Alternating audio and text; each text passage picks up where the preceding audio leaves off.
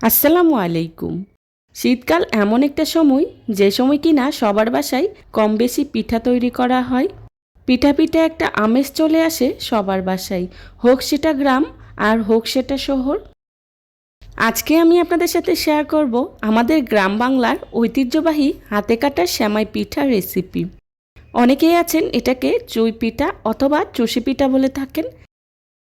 তবে আপনাদের কার অঞ্চলে এই পিঠাটা কী নামে পরিচিত আমার কমেন্ট বক্সে কমেন্ট করে জানাবেন প্লিজ।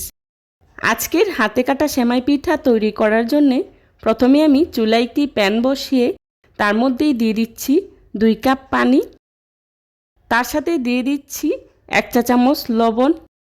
পানিটা যখন ফুটে উঠবে তখনই এর মধ্যেই দিয়ে দিচ্ছি 3 কাপ চালের গুঁড়া।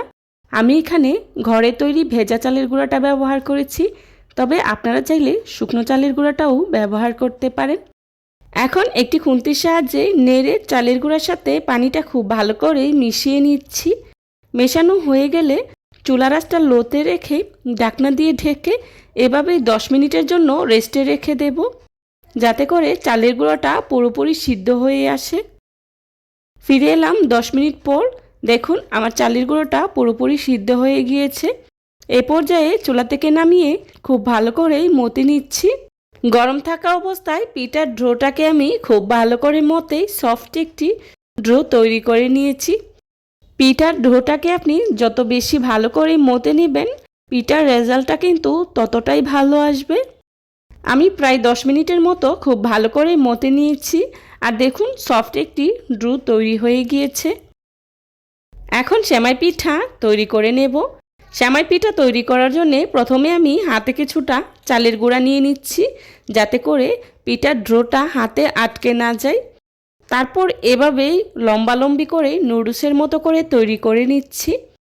আসলে এটা বলে দেওয়ার কিছু নাই, আপনারা যদি হাতের দিকে খেয়াল করেন তাহলে বুঝতে পারবেন আমি কিভাবে পিঠাটা তৈরি করে নিয়েছি। দেখতেই পাচ্ছেন আমি একটি লম্বা নুডলসের মতো করে তৈরি করে নিয়েছি।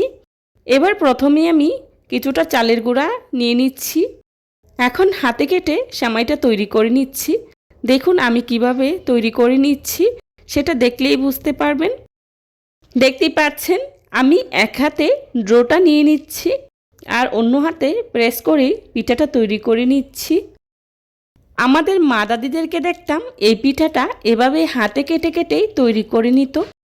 অনেকেই আছেন এই পিঠাটা গ্রেটারের সাহায্যে অথবা গোল চামচের সাহায্যে তৈরি করে থাকেন, তবে গ্রেটার কিংবা গোল চামচের সাহায্যে কিন্তু এই পিঠাটা একদমই হয় না। তবে এভাবে যদি হাতে কেটে পিঠাটা তৈরি করেন তাহলে কিন্তু পিঠাটা একদমই পারফেক্ট হয়, আর এভাবে তৈরি করাও সবচেয়ে বেশি সহজ। দেখতেই পাচ্ছেন আমার সবগুলো সেমাই পিঠা তৈরি করে নেওয়া হয়ে গিয়েছে। আর পিঠাগুলো তৈরি করার সময় আমি কিন্তু উপর থেকে চাউলের গুঁড়া ছিটিয়ে দিয়েছি, এতে করে একটা পিঠার সাথে আরেকটা পিঠা লাগবে না। আমি আজকের এই সেমাই পিঠাটা চাউলের গুঁড়া দিয়ে তৈরি করেছি, তবে আপনারা চাইলে আটা দিয়েও তৈরি করতে পারবেন। এই পর্যায়ে আপনারা চাইলে সেমাই পিঠাগুলোকে রোদে শুকিয়ে বছর জুড়ে সংরক্ষণ করতে পারবেন, আবার চাইলে চুলায় ভেজেও সারা বছর সংরক্ষণ করে খেতে পারবেন। তবে আমি আজকে আপনাদের সাথে এই পিঠাটা কাঁচাই রান্না করব, সেই রেসিপিটা আজকে আপনাদের সাথে শেয়ার করছি। আজকে সেমাই পিঠা রান্না করার জন্যে চুলায় একটি প্যান বসিয়ে তার মধ্যে পরিমাণ মতো পানি ফুটিয়ে নিয়েছি। এখন এর ভিতরেই দিয়ে দিচ্ছি 100 গ্রাম সাবুদানা। সাবুদানাগুলোকে আমি খুব ভালো করেই সিদ্ধ করে নেব। দিয়ে দিচ্ছি তেজপাতা 1টি, দারুচিনি স্টিক 2টি, আর দিয়ে দিচ্ছি এলাচ 2টি। এখন নেড়ে খুব ভালো করে মিশিয়ে নিচ্ছি। আমি এখানে সাবুদানাটা ব্যবহার করেছি, তবে আপনারা চাইলে স্কিপ করতে পারেন, তবে সাবুদানা দিলে পিঠাটা খেতে খুবই ভালো লাগে।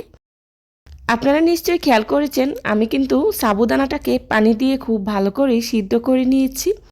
তারপর এখানে দুধটা ব্যবহার করেছি, কারণ দুধের মধ্যে সাবুদানা দিলে সাবুদানা খুব তাড়াতাড়ি সিদ্ধ হতে চায় না।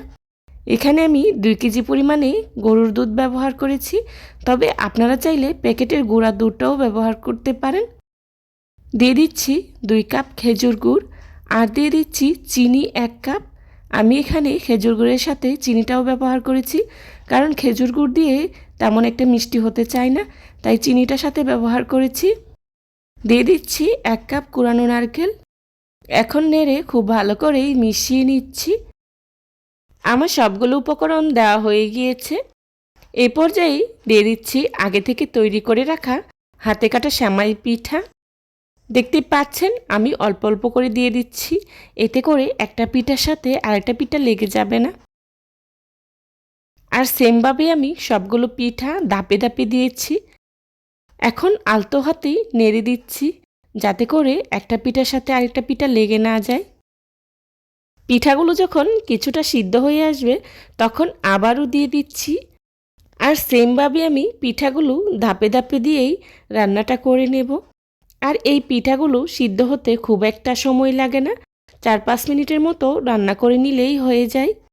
পিঠাগুলো যেহেতু খুবই ছোট আর আমি এখানে ফুটন্ত দুধের মধ্যে দিয়েছি, তাই পিঠাগুলো সিদ্ধ হতে খুব একটা সময় লাগে না, অল্প সময়েই সিদ্ধ হয়ে যায়।